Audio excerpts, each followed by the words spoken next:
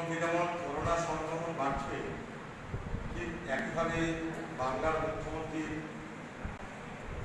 সাধারণ মানুষের কাছে যখন কিছু বলছেন তখন তাতে মিথ্যা ভাষণের সংক্রমণ বাড়ছে।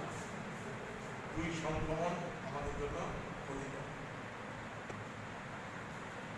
পশ্চিমবঙ্গের মুখ্যমন্ত্রী কি করে বলেন যে তিনি ট্রেনের ভাড়া দিয়েছেন, বাসের ভাড়া দিয়েছেন, 10 লক্ষ পরিযায়ী শ্রমিক চলে এসেছে তাদের সব অঞ্চলকে ফিরিয়ে আনার জন্য, এর থেকে বড় মিথ্যা কথা কি করতে পারে? তার কারণ পশ্চিমবঙ্গের যে সমস্ত পরিযায়ী শ্রমিকরা বাসে করে এসেছে, ট্রাকে করে এসেছে, আপনারা শুনতে হবেন তারা তাদের ঘরে গরু ছাগল, তাদের বইয়ের সোনা দানা, কোথাও জমি বন্ধক দিয়ে তারা বাস ভাড়া জোগাড় করছে। এক একটা শ্রমিকের 15,000 টাকা বাদ বাদ করেছে শুধু একা আশা করে। অথচ বাংলার মুখ্যমন্ত্রী গড়গড়িয়ে বলে দিচ্ছেন, সাবলীলভাবে বলে দিচ্ছেন যে ট্রেনের ভাড়া উনি দিয়েছেন, বাসের ভাড়া উনি দিয়েছেন, 10 লক্ষ পরিযায়ীকে নাকি উনি এনেছে। যারা হেঁটে এসে তাদের ভাড়া আপনি দিয়েছেন নাকি? যারা ট্রাকে এসে তাদের ভাড়া আপনি দিয়েছেন? বাংলার পরিযায়ী শ্রমিক যারা বাইরে থেকে এসেছেন তারা যদি বলে তাদের প্রত্যেকের ভাড়া বাংলার মুখ্যমন্ত্রী মমতা ব্যানার্জি দিয়েছেন, আমি মুখ্যমন্ত্রীকে চ্যালেঞ্জ করছি দেশের সামনে এসে বলার যে হ্যাঁ, পরিযায়ী শ্রমিক যারা এসেছে প্রত্যেকের ভাড়া আপনি দিয়েছেন। আপনাকে চ্যালেঞ্জ করছে, আপনি মিথ্যা কথা বলছেন। যদি মিথ্যা কথা না বলেন দেশের সামনে এসে বলুন যে কোন পরিযায়ী শ্রমিকের আপনি বাসের ভাড়া দিয়েছেন। কি হচ্ছে এগুলো? বাংলার মানুষকে প্রতিদিন মিথ্যা ভাষণ আর মিথ্যা প্রতিশ্রুতি। বাংলার পশ্চিমবঙ্গ সরকার সুপ্রিম কোর্টকে জানিয়েছে যে আরো 6.5 লক্ষ কাছাকাছি মানুষ, পরিযায়ী মানুষ তারা আনবে। সুপ্রিম কোর্ট বলছে 15 দিনের মধ্যে সব পরিযায়ী শ্রমিকদের নিয়ে যেতে হবে। তা যদি হয় তাহলে যে বাড়তি আরো পরিযায়ী শ্রমিক আছে তাদের দেহ পরীক্ষা, কোয়ারেন্টাইন, আইসোলেশন এইগুলোর ব্যবস্থা এখন থেকে করে ফেলা দরকার। এর মধ্যে সংক্রমণ বাড়ছে আপনি বলছেন, আপনার প্রশাসন বলছে যে স্বাস্থ্যের পরিকাঠামো নেই তাই সংক্রমণ দেখানো যাচ্ছে না। স্বাস্থ্যের পরিকাঠামো নেই, প্রশাসন স্বীকার করছে এটা, এখন কিন্তু আমরা বলেছি।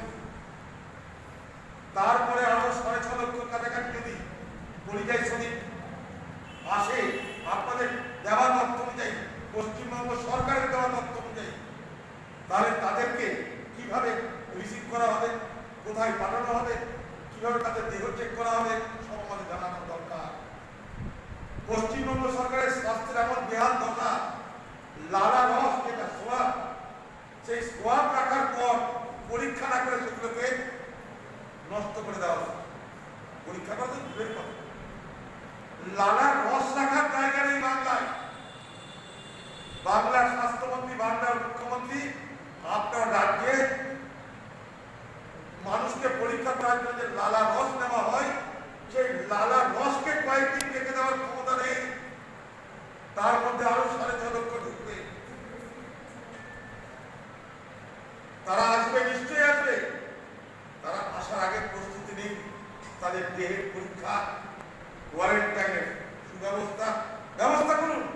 আমি তো অনেকদিন থেকে বলেছিলাম, অনেক আগে থেকে ট্রেনে করে পরিকল্পনা করে নিয়ে আসুন। আজকে আপনারা সুপ্রিম কোর্টে গিয়ে বলছেন যে 27,000 অন্য রাজ্যের পরিযায়ী শ্রমিক বাংলায় আছেন, এখনো তাদের জন্য 17টা ট্রেনের ব্যবস্থা করেছে। 27,000-এর জন্য 17 ট্রেনের ব্যবস্থা পশ্চিমবঙ্গ সরকার করেছে। তাহলে লক্ষ লক্ষ পরিযায়ী শ্রমিকদের জন্য আপনার ট্রেনের সংখ্যাটা কেন বাড়লো না? বাইরের রাজ্যে যারা এখানে আসছে তাদেরকে ট্রেন দিয়ে, বাস দিয়ে সরকার পাঠাতে বলে কোনো ইচ্ছা হচ্ছে না আমার। কিন্তু আমার প্রশ্ন, যেখানে বাংলার পরিযায়ী শ্রমিক বাইরে লক্ষ লক্ষ, সেখানে তাদের জন্য ট্রেনের সংখ্যা বাড়ছে না, কিন্তু পশ্চিমবঙ্গ সরকারের তথ্য অনুযায়ী মাত্র ২৭,০০০ অন্য রাজ্যের শ্রমিক এই রাজ্যকে তাদেরকে পাঠানোর জন্য ১৭টা ট্রেনের আপনি ব্যবস্থা করছেন। প্রশ্ন আমার, এগুলোর নাম কি পরিকল্পনা?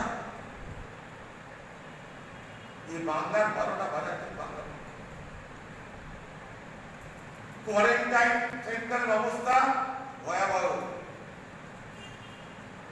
যেমন কৃতদাসকে রেখে দেওয়া হয় তেমন করে কৃতদাসদের মতো রেখে দেওয়া হচ্ছে পরিযায়ী শ্রমিকদেরকে। খাবার ঠিকানা নাই, শোয়ার ঠিকানা নাই, স্নান করার ঠিকানা নাই, স্যানিটেশনের ব্যবস্থা নাই। যেন কোয়ারেন্টাইনের নাম হয়ে গেছে মানুষের খোঁয়ার। মানুষের খোঁয়ার তার ইংরেজি হয়তো এখন কোয়ারেন্টাইন হবে। এই বাংলার চেহারা, এই বাংলার পরিপ্রেক্ষিতে কোয়ারেন্টাইন সেন্টার মানে মানুষের জন্য মানুষের খোঁয়া। কি পরিকল্পনা করছেন আপনি? এই কোয়ারেন্টাইন সেন্টারে রাখুন, কিন্তু পরিকল্পনা করুন। আপনি ঘন বসতিপূর্ণ এলাকায় কোয়ারেন্টাইন সেন্টার করে দিচ্ছেন, সেখানকার স্থানীয় মানুষের মধ্যে আতঙ্ক করুন, মানুষকে সঙ্গে নিয়ে আলোচনা করুন। সেখানকার স্থানীয় মানুষ ভয় পাচ্ছে। ঘন বসতিপূর্ণ এলাকা বাদ দিয়ে ফাঁকা এলাকায় করুন এগুলো, তাহলে সাধারণ মানুষের সঙ্গে সেই সমস্ত কোয়ারেন্টাইন সেন্টারে থাকা মানুষের মানসিক সংঘাত তৈরি হচ্ছে, মানুষ আতঙ্কিত হচ্ছে। এতদিন ধরে করোনা করোনা করোনা নিয়ে আলোচনা চলল, লকডাউন চলল।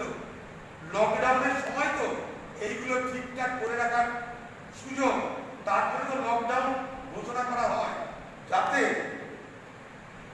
লকডাউন উঠে গেলে মানুষের সমস্যা যা হতে পারে সেই সমস্যাগুলোকে মাথায় রেখে পূর্বে ব্যবস্থা গ্রহণের সুযোগ থাকে, তার নাম হচ্ছে লকডাউন। পশ্চিমবঙ্গের লকডাউন সম্পূর্ণভাবে ব্যর্থ হতে, কারণ লকডাউনকে ব্যবহার করে পশ্চিমবঙ্গ সরকার পরিযায়ী শ্রমিক লকডাউন উঠে যাওয়ার পরের অবস্থা সব মিলিয়ে কোনো সুপরিকল্পনা চিহ্ন দেখলাম না। যাত্রী আছে, বাস নেই, হসপিটাল আছে, ডাক্তার নেই, ল্যাবরেটরি আছে, পরীক্ষার ব্যবস্থা নেই, লালারস ফেলে দেওয়া হয়। এটাই বাংলার করোনা চেহারা। তার মধ্যে বাংলার মুখ্যমন্ত্রী প্রতিদিন আমাদের বলছেন রাজনীতি করবেন না, করোনা নিয়ে রাজনীতি করা ঠিক না, ঘূর্ণিঝড় আম্পান নিয়ে রাজনীতি করা ঠিক না। অবশ্যই আপনার সঙ্গে আমরা একমত, কিন্তু সব থেকে আগে তো আপনি রাজনীতি করছেন।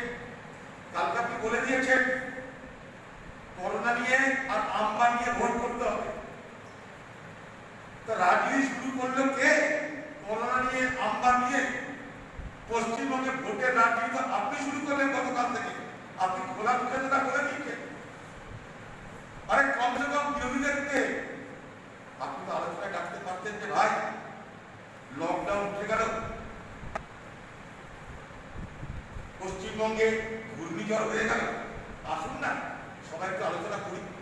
ভিডিও কনফারেন্সিং করে বিরোধী দলের লোকদের সঙ্গে আলোচনা করা যেত না? আপনার দলের লোকরা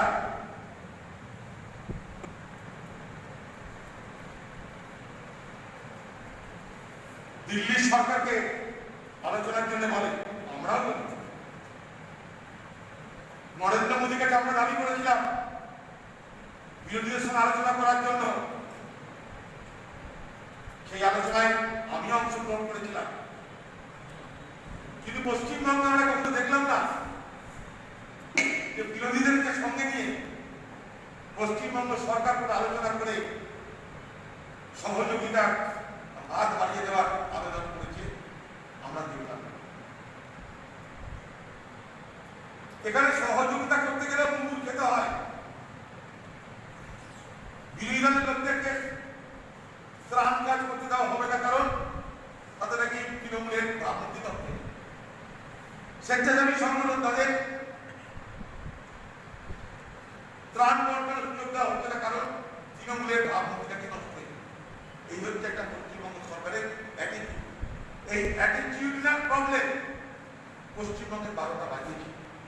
আপনার উচিত ছিল যে ভিডিও কনফারেন্সিং করে বাংলার বিরোধী দলের নেতাদের সঙ্গে, সেখানটায় পরিষদীয় দল আছে, রাজনৈতিক দল আছে, সকলের সঙ্গে যে আলোচনা করতেন, দিদি ভাই আপনার তো যাত্রা যেত না।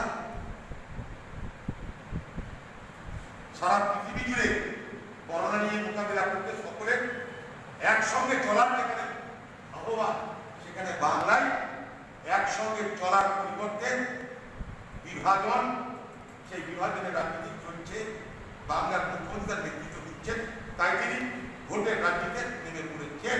আমরা ভোটের রাজনীতিতে নামার কথা বলছি না, আমরা বলছি পরিযায়ী শ্রমিকের তাদের যোগ্যতা অনুযায়ী কাজের ব্যবস্থা। আমরা বলছি পশ্চিমবঙ্গের স্বাস্থ্য পরিকাঠামোকে সুদৃঢ়। আমরা বলছি অভাবী মানুষের কাছে আর্থিক সাহায্য পৌঁছে দিতে। বাংলার মুখ্যমন্ত্রী, আপনি যেহেতু মুখ্যমন্ত্রী, আপনি শুধু ভাষণ দিয়ে আপনার দায়িত্ব এড়িয়ে যেতে পারেন না। আপনি মিথ্যা কথা কেন বলছেন? আপনি পরিযায়ী শ্রমিকদের